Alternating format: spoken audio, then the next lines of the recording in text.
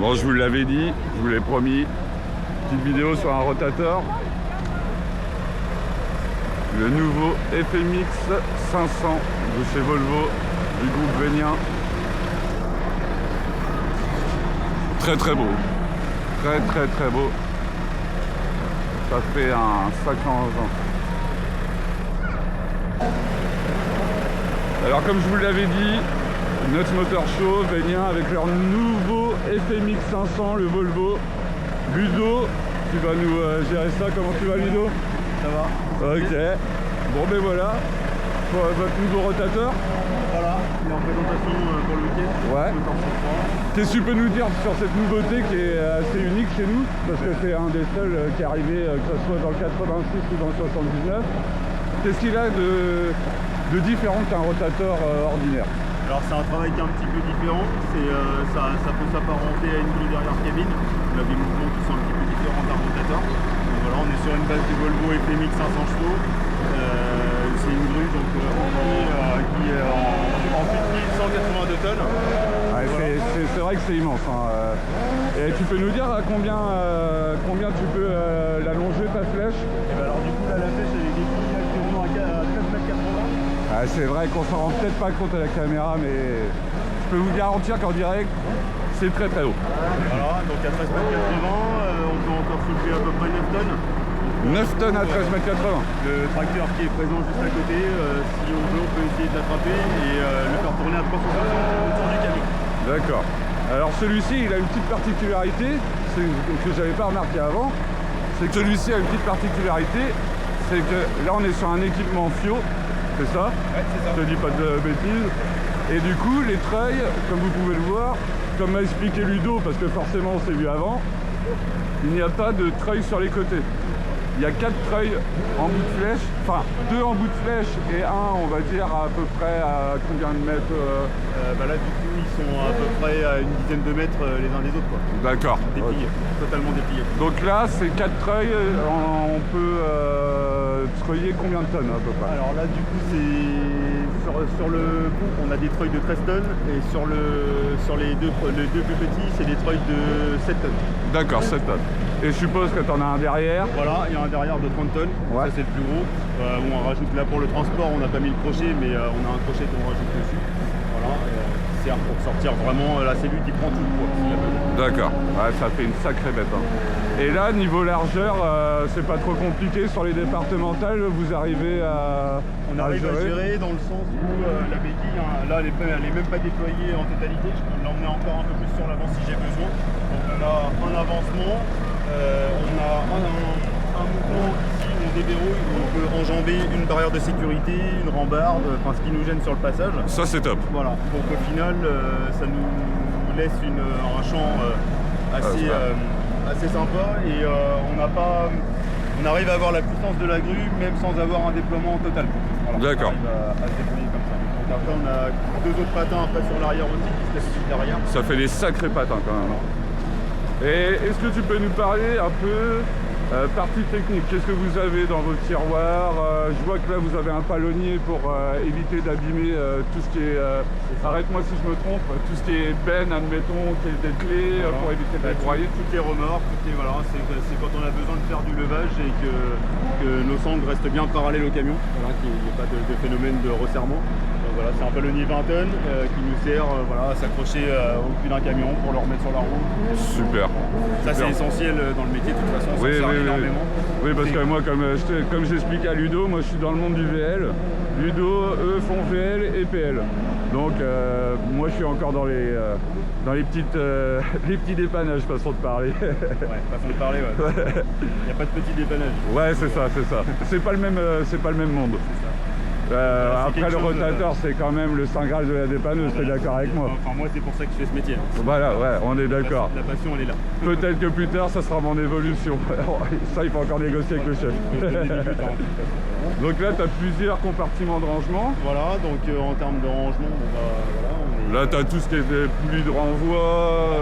Là on a c'est assez succinct parce que comme on est sur un événement pour éviter les vols, on a l'idée quand même. Oui, c'était normal, je comprends. Ouais. Voilà, on a tout ce qui est nos systèmes de forge pour le remorquage.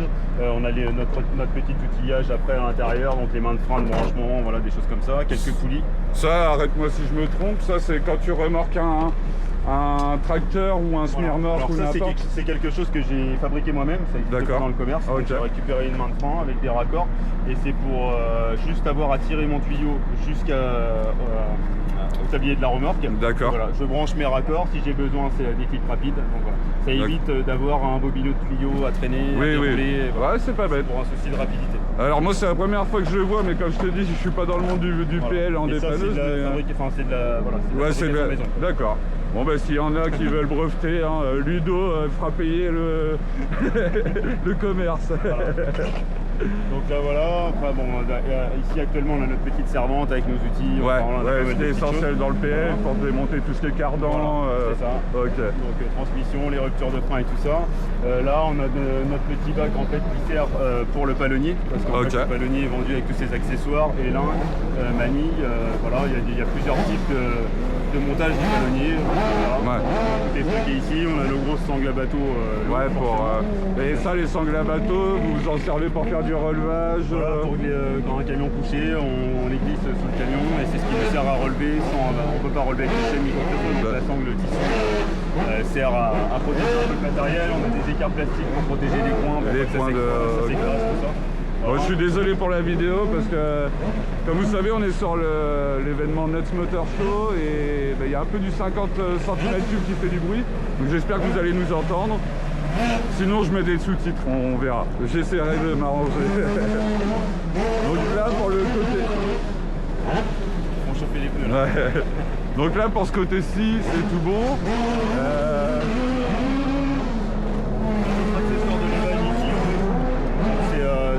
En fait, non, ça se prend dans les jantes. On fait les échos de roues, donc on a des échos à mettre supplémentaires. D'accord. Donc là, on peut se prendre directement dans les roues, plier les châssis, allumer les roues.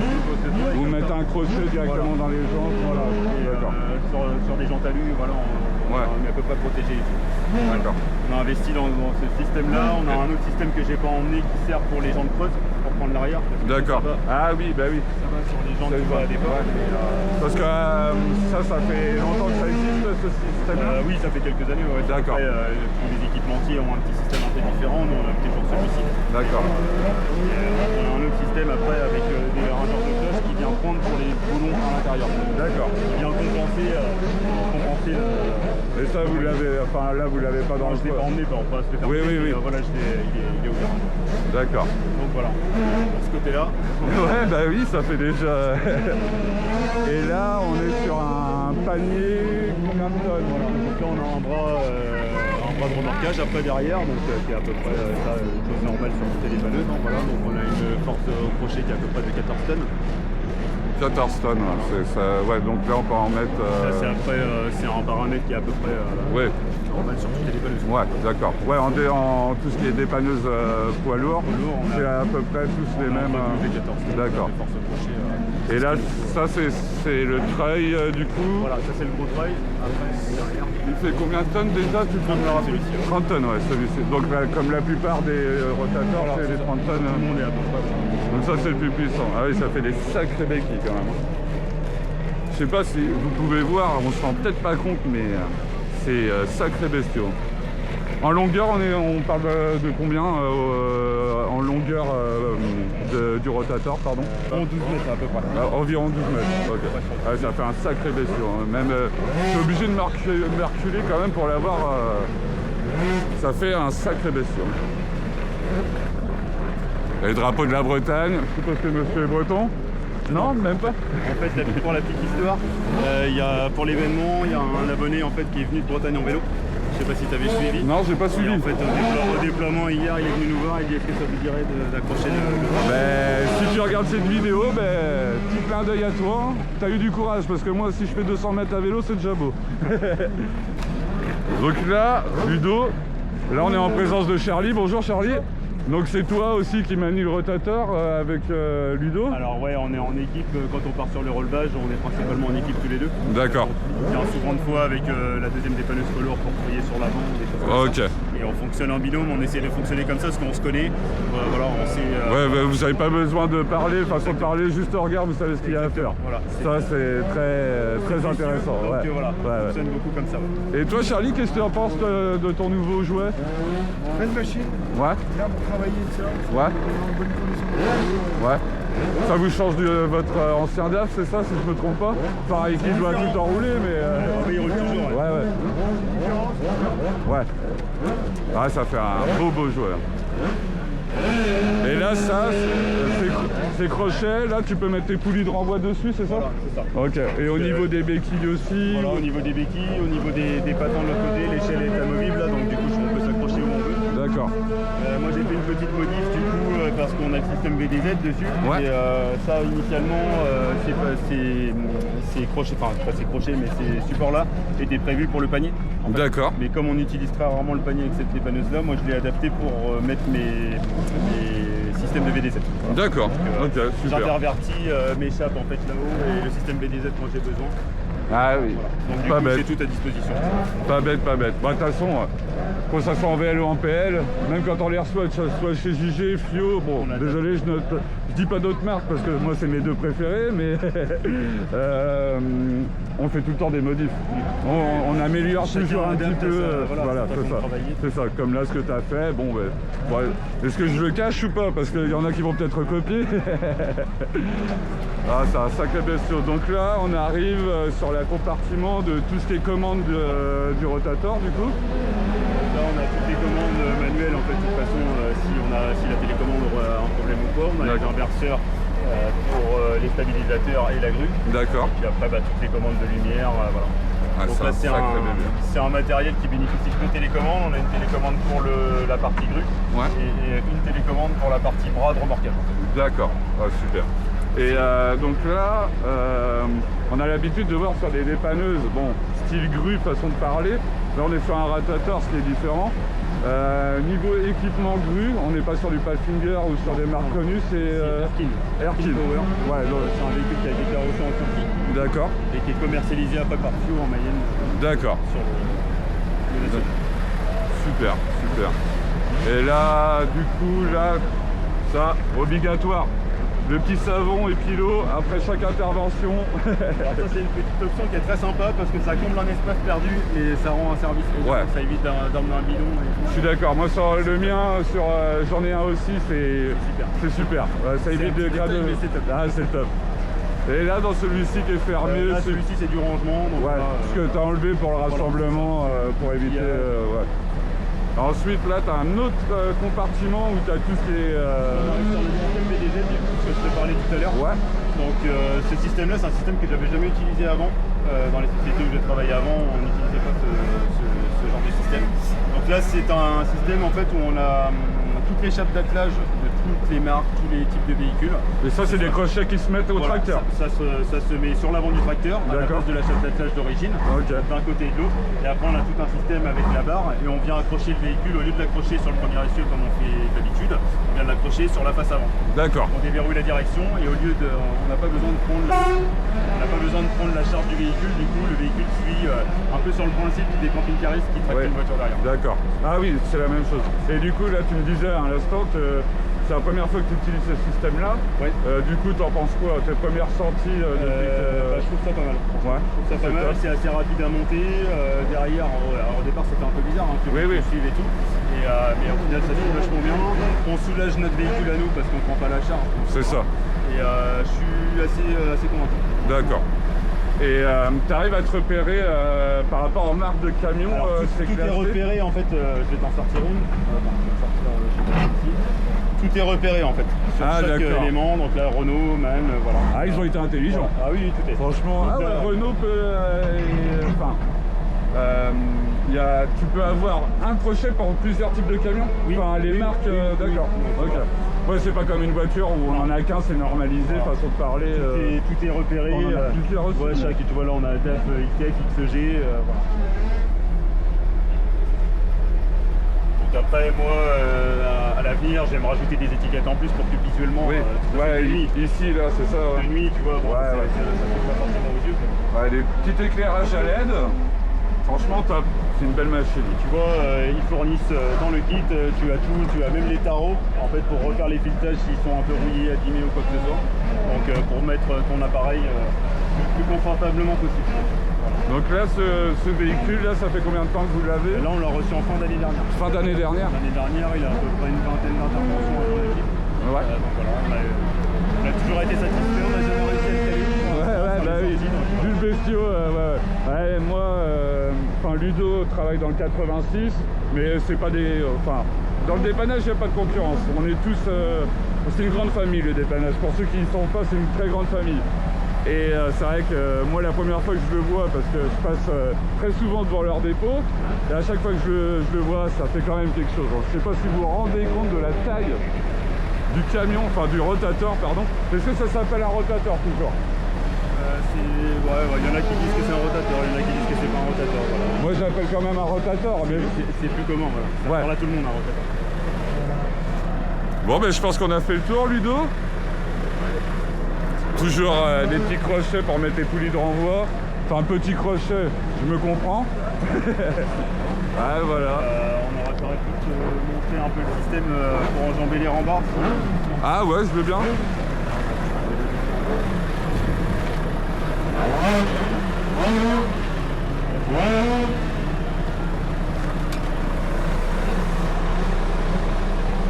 Donc là, Ludo, il va nous montrer... Je l'ai pas mis parce qu'en fait, si tu veux, c'est que les gens arrivent à se connecter. Ah oui, ouais. On le laisse poser par terre.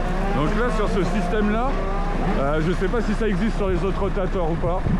Mais là, en fait, il a un système, admettons, un poids lourd sur une autoroute qui est couchée ou un grillage ou n'importe.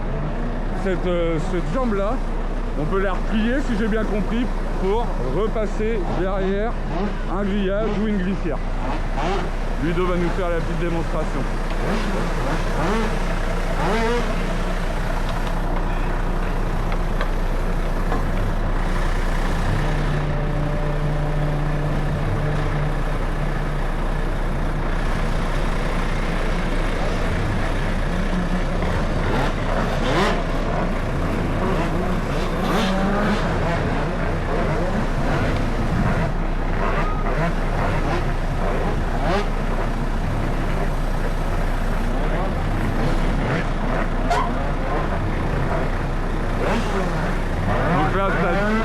Une sécurité. Voilà, il y a toujours une sécurité quand même, que ce soit au niveau du transport ou que ce soit au niveau de l'appui. Ouais. En fait, quand tu appuies, s'il y a une faiblesse hydraulique, le pied part total. D'accord. Il y a quand même une sécurité mécanique. Ouais.